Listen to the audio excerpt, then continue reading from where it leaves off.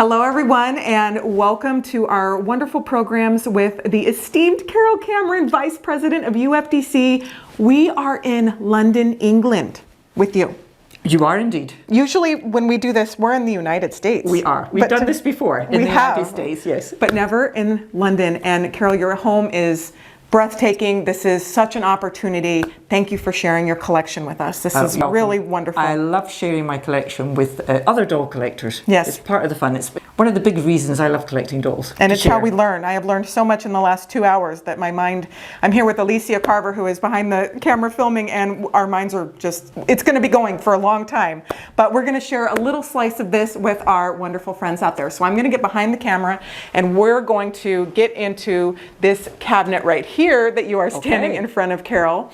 So right when your collection in this particular room is made out of, you call this your 20th century room? 18th and 19th 18th century. and 19th. Oh, yes. We were just in the 20th century, That's you were indeed. And so there's a lot of wood, wax. Well, you have wax upstairs too. Yes. And early bisque dolls. Yes.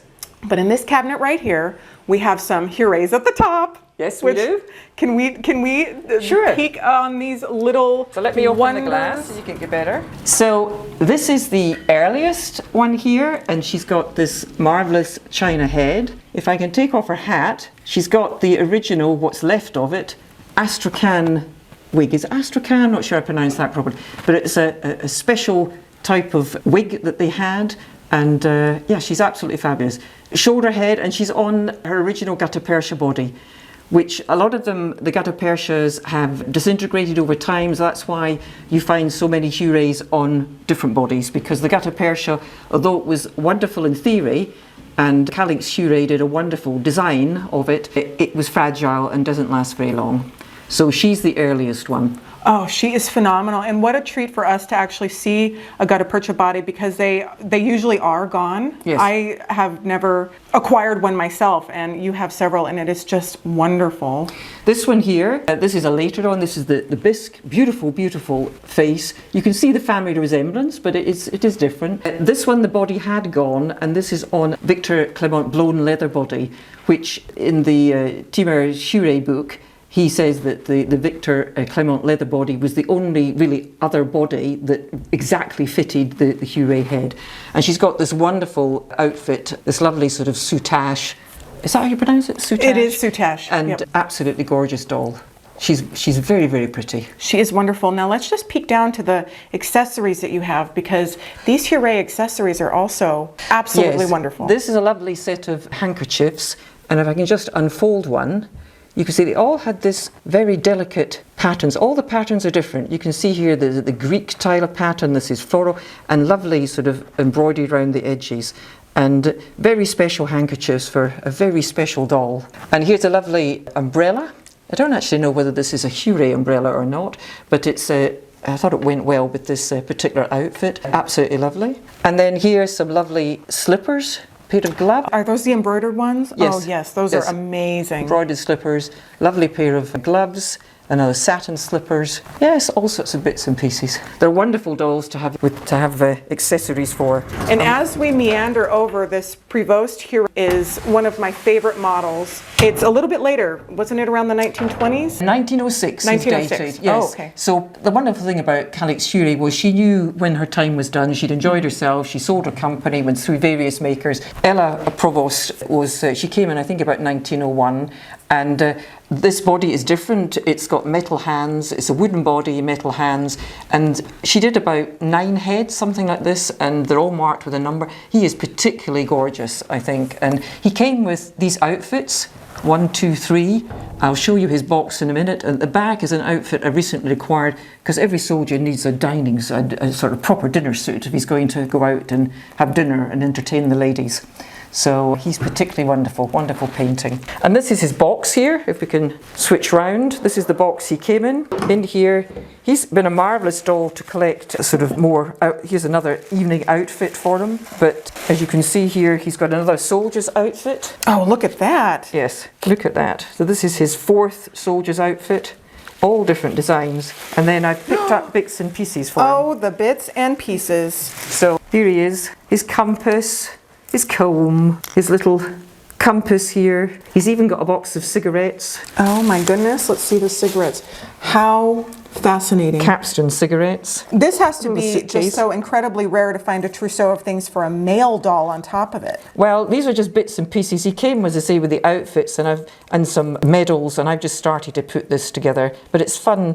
He's got his book here, his Holy Bible, and here's some lovely cards, etc. What's in here? Oh yes, collar, a collar. Swords, yes, guns, pistols, all sorts of things.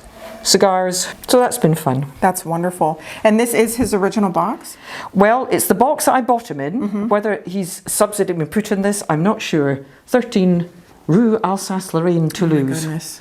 Yeah. Fascinating. Is he one of your favorites? He is. Yeah. He is one of my favourites, yes. I took him to competition. I felt, when I left him in overnight, I felt a bit worried about him because the fashion ladies were all making eyes at him. I was a bit worried about him. He wouldn't survive the evening, but he did. This is interesting. This is, Calix won various medals at the expositions in Paris, and this is an example of a medal she won, but it would have had her name on it. I have seen the actual medal with, Calix Huret's name on it, but this is the medal, an example of the medal that she did win, but it's not got a name on it. I have been tempted to get, Calix Huret's name put on it, but I think that's anyway. But that's a special treasure. But she was a wonderful lady and well deserving of the recognition. And here's two more. Again, they're bisque. This one's got the fixed head, as this one that had the swivel head. And again, these are on gutta percha bodies, and they've got their little boxes of things, their fur or extra shoes or postage things. Another muff and a papeterie thing with, Oh, look at that. Letter writing. letter writing. Very spoiled dolls. Yes, they were. are. But that was all part of the Huret thing. The accessories were a big part of it. That was a big money maker for them, was the accessories Yes. and all the dresses. Yes. And in fact, I have two Huret tables over here. Oh, If let's you want go to just see. Yes, we would spin like to around see. here. So here is one of the Huret tables. Oh my goodness. It's I've seen reproductions, but I don't think I've ever seen a real one. This is a beaded one. And then here's another one. Here, it's got this little tea set on it, but with the fringes. And they These are sold gorgeous. these. How ingenious of them. Well, the father was in the, or was it the brother, was in the furniture making business, adult size, and then he made these for his sister, and they sold very well. And just down here is a Huret seat. Again, How do we know, even though it looks like a Huret seat, are they marked at all? yes, they are. Oh, there on it the is. bottom here. Okay. Yes. Yeah. Look at that. Yep, they're marked. And the tables are marked too, if I remember rightly. There it is. Yes. Yeah. So, no, wonderful. It was very successful business. She was a very successful business lady, very creative. With her, it was the bodies to start with. I mean, that was her big thing. She wanted children to be able to play with the bodies and learn how to dress them, etc. But in fact, what happened was she ended up being the people demanded clothes, Right. so that's how, and she hired various wonderful couturiers to make the clothes. But she came back after she retired. As I say, she sold the business, went on through a number of owners, but she came back and she made Huret bébés. So if you want to swing back over here, Let's swing. let's swing in here. Huret bébés. Here's What a treat. a pair of Huret bébés. Now, the dolls you've just seen, the enfantines, were about 12-year-old girls. These were meant to be 5-year-old girls. They were 18 inches, the same as the Huret ones, but you can see the head, the proportion of the head to the body is very different. These look more like young children. So here's the painted eye version, and here is the glass-eyed version, because later on Huret did make, the Huret company did make glass-eyed enfantines as well. But these are beautiful original clothing, absolutely lovely. And yeah, so she came back and made those, and then retired again. Were these popular? Yes, they were not as popular. I think that you don't find these as often as they. Well, they weren't made for as long, because remember by that time they were competing with the Jumos and the Steiners and the Brus. When she was doing these Hurets, there wasn't really much competition. She sort of founded the Enfantines, and then what happened was other people like Jumeau, etc., came and made their fashion dolls. These are lovely. What a treat to see all the different examples and eras. You like to have a little bit of something from every era to have the representation in your collection, I'm noticing. Yes, I think the oldest doll in my collection is 350 BC. I don't have many of those. But yes, I like to have different sort of study sets that take you through the history of dolls, because I like sharing, I like learning about all sorts of dolls. Yeah. Do you remember what your first doll was when you started doll collecting? Yes, it was in 1983. I bought Jules Verlangu JV. It was a bisque-headed doll. She had bright red hair, open mouth, lovely white dress, and and I bought maybe half a dozen of those sorts of dolls. And then I just woke up one morning and said, these are not doing it for me.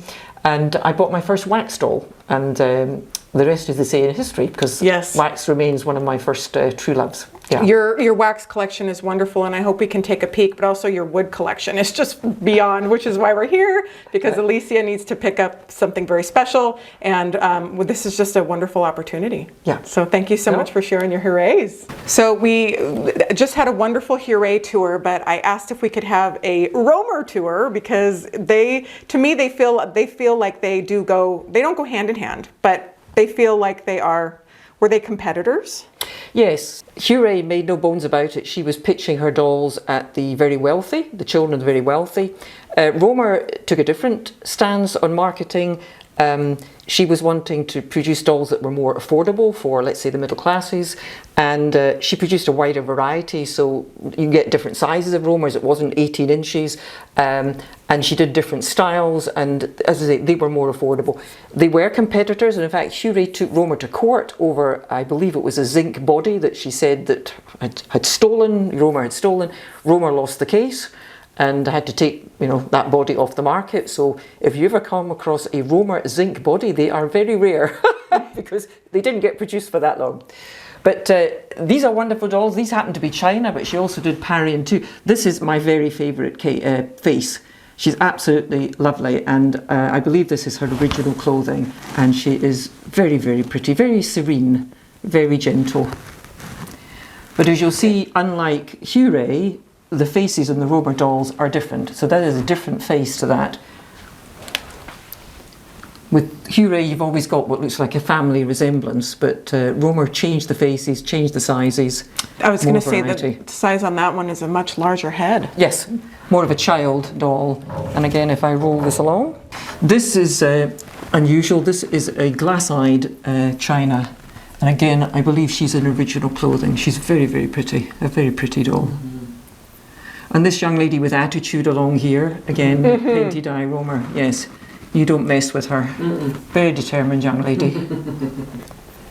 This one in the middle, you can just see behind the glass. She's the biggest, and again, got a lovely face. Let's see if we can get in. And she's large. How tall is she? 16 inches? Yeah, she must be, she's bigger, maybe 20, something like that. Yeah, she's big. I couldn't stand her up. She wouldn't fit in there, so she must be about 20, yeah. Absolutely. But lovely dolls. And it's interesting that even today, Huret is more valued, if you like, than Rohmers. But I mean, they're equally beautiful. Lovely. Oh, are they? Oh, yeah. I always thought they were pretty much kind of in the same bracket. Hurets attract more buyers or the higher prices than Rohmers. But no, they're absolutely lovely. They are absolutely lovely. Yeah. And wonderful accessories as well. Yes, indeed. Absolutely. Thank you for showing them to us. You're very welcome.